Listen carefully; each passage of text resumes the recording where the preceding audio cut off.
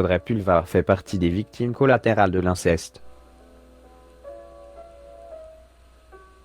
La journaliste avait dénoncé les actes pédophiles commis par son père, Marc Pulvar, sur sa cousine.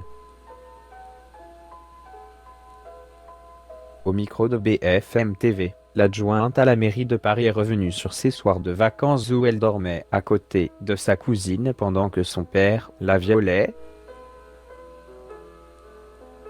À lire aussi Cynthia Sardou, victime d'un viol collectif. Mon père a beaucoup souffert de mon drame. Demi Lovato violée, adolescente et pendant son overdose. Son témoignage effarant. Sandrine Kiberla. Je dormais à côté de ma cousine pendant que mon père la violait. Un certain nombre d'effets se sont produits quand nous étions en vacances. Le soir, on dormait dans une tente de camping. Il y avait le lit de mon père, le lit de ma cousine, et le mien. Je sentais bien qu'il se passait des choses anormales et qu'il y avait un climat très malsain sur lesquels je ne savais pas mettre de mots. Je ne savais même pas ce que c'était. Pourquoi les CH?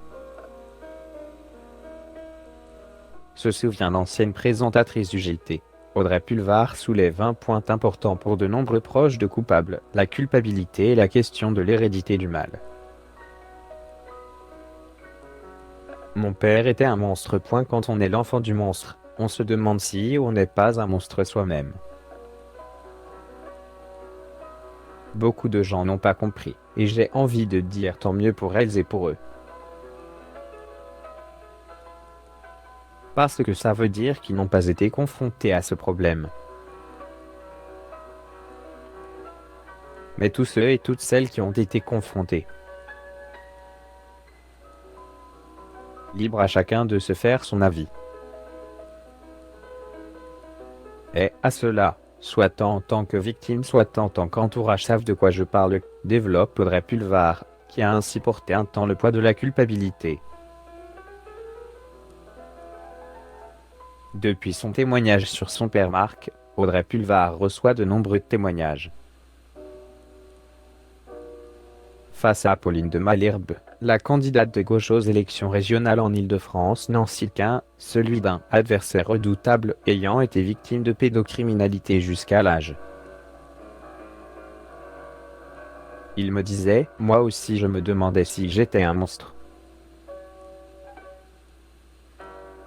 J'ai eu un fils. Je n'ai pas réussi à le prendre dans mes bras jusqu'à ce qu'il ait l'âge que j'avais quand le monstre a cessé de me persécuter. Vous imaginez cette douleur? Questionne-t-elle, alors que les débats sur l'âge du non-consentement continuent de faire l'actualité. Audrey Pulvar se retrouve aussi toutefois au cœur d'une polémique pour ses propos sur les réunions non-mixité. Que des personnes discriminées pour les mêmes raisons et de la même façon sentent la nécessité de se réunir entre elles pour en discuter, ça ne me choque pas profondément. S'il se trouve que vient à cet atelier, pour des personnes noires et métisses, NDLR, une femme blanche, un homme blanc, il n'est pas question de le jeter. En revanche, on peut lui demander de se taire, d'être spectateur ou spectatrice silencieux, a-t-elle déclaré.